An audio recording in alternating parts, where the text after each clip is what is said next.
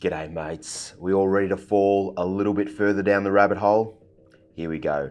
So this is a follow-up to my recent video on the FDA manufacturing site inspection regarding the Philips Foamgate recall. And if you haven't watched that video, part 1, I highly recommend you go back and watch it. Just click the link above because it's going to make part 2 this video a whole lot easier to understand. And just before I begin, I do want to quickly say thank you to all of you, you know who you are, who supported that video, shared, liked, commented on that video. You might not understand it just yet, but you're playing a very important role in holding Philips to account and also making sure that everyone finds out about this information. All right, people need to know this story, so thank you very much. Now, that original FDA 483 site inspection report, although comprehensive, left many questions unanswered. It was heavily redacted, heavily censored.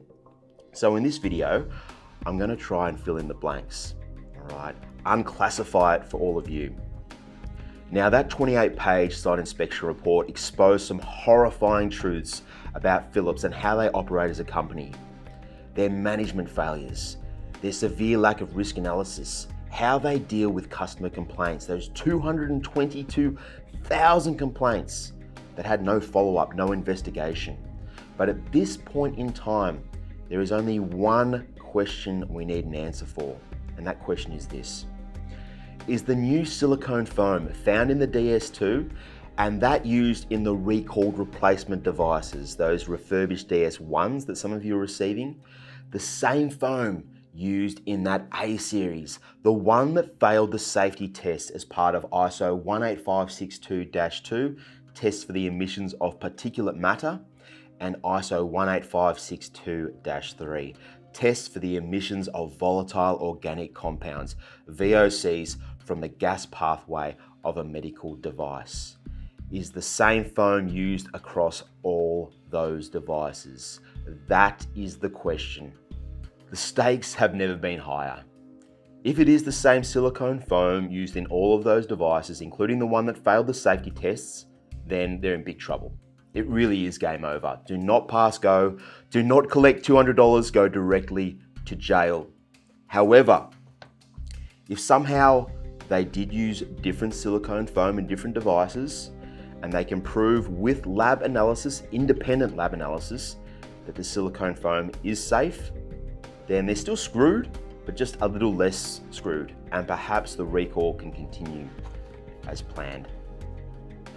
Okay, let's fall a little bit further down the recall rabbit hole. Here again is the most important part of that FDA press release. Silicone-based foam.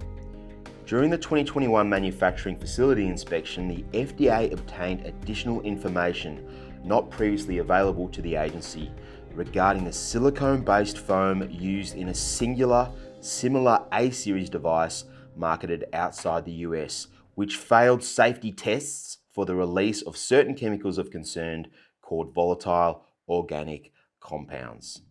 Similar testing provided by Philips to the FDA on devices authorized for marketing in the US had demonstrated acceptable results. The FDA has requested that Philips Respironics retain an independent laboratory to perform additional testing to determine what, if any, potential risks may be posed to patients by the silicone-based foam. That is by far the most important part of that document. However, there's a few little parts missing.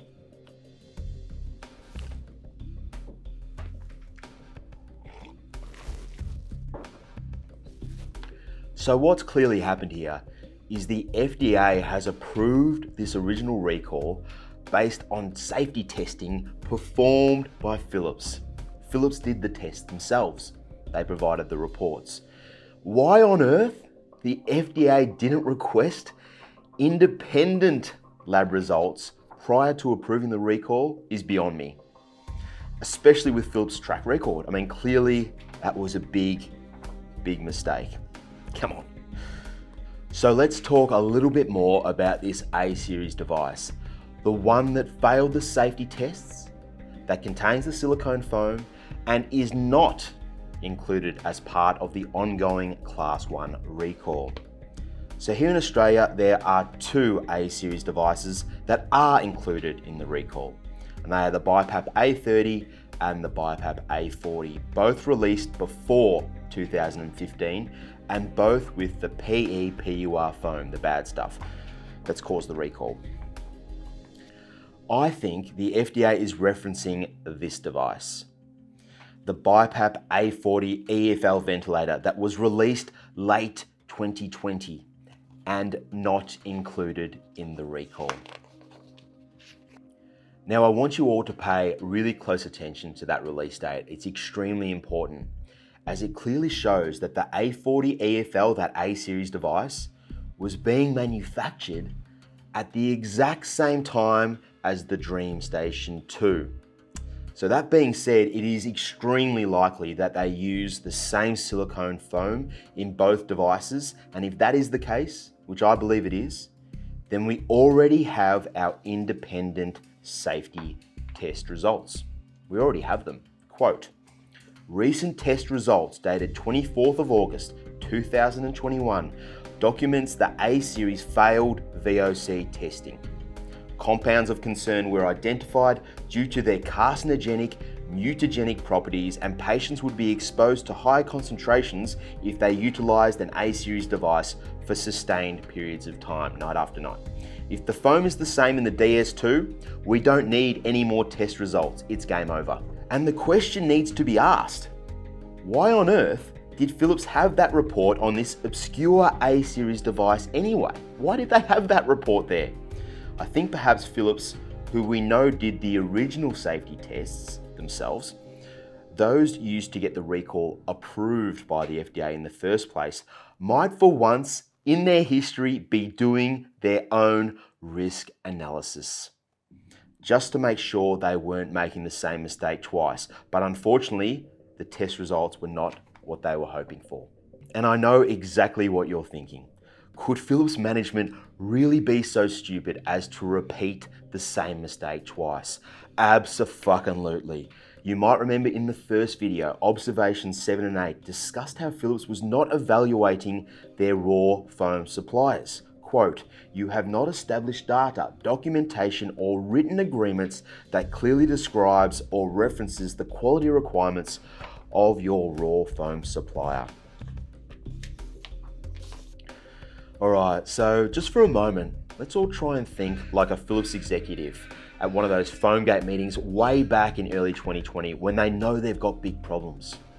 There's a huge storm coming and it's closing in fast. They've got to batten down those hatches. They know there's going to be a recall, but they need to get that DreamStation 2 safe and ready, but they're running out of time. There's no time left for proper risk analysis, no time left for proper supplier evaluation. And once again, they make a big mistake. They choose the wrong foam. So everyone's asking me the question, Nico, will there be a recall of the recall? The odds are certainly increasing, that's for sure. The evidence thus far, those safety reports, certainly suggest there should be one. But will that actually happen? I'm personally not so sure.